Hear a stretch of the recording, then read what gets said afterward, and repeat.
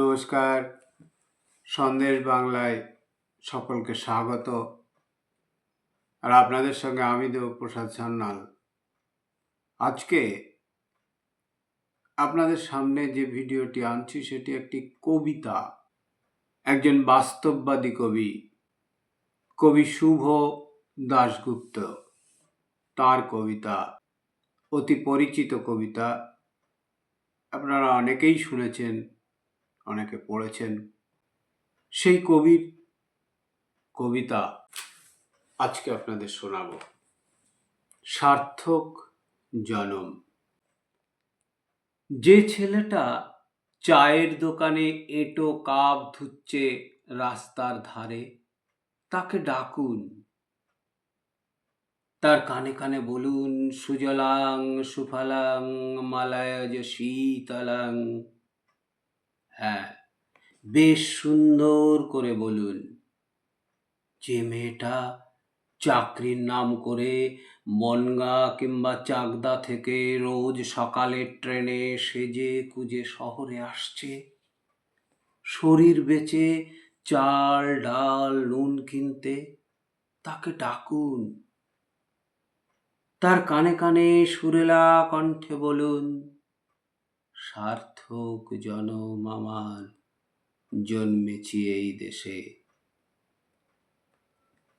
যে ছেলেটা লটারির টিকিট নিয়ে দরজায় দরজায় ঘুরছে আর বলছে, বিশ্বাস করুন আমি ভদ্রলোক, আজ 10 বছর হলো আমার কারখানা বন্ধ, লকআউট, তাকে ডাকুন।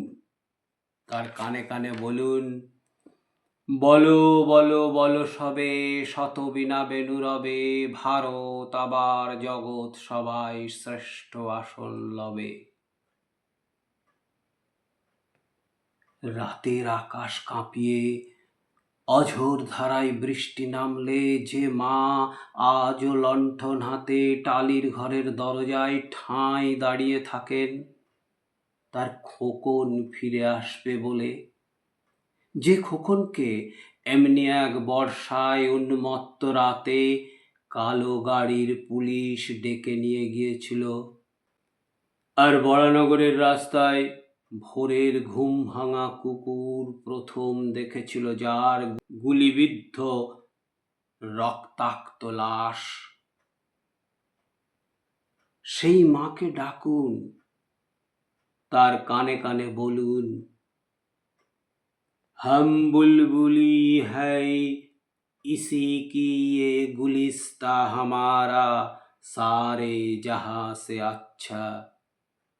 সবাইকে সব বলা শেষ হলে শুনশান শীতের রাতে পাঁচ মাথার মোড়ে ঘোড়ায় চড়ে বসা সেই মহা বিপ্লবীর পায়ের সামনে ধীরে ধীরে এগিয়ে যান। ফাঁকা রাস্তায় রাতের বাতাসে কান পাতুন, শুনতে পাবেন সেই বিপ্লবী পুরুষের বজ্রকণ্ঠ, আমি তোমাদের কাছে রক্ত চেয়েছিলাম তোমাদের স্বাধীনতা এনে দেব বলে, আমি পারিনি, কিন্তু আমার সমস্ত জীবন উৎসর্গ করেছি। আর তোমরা তোমরা তোমরা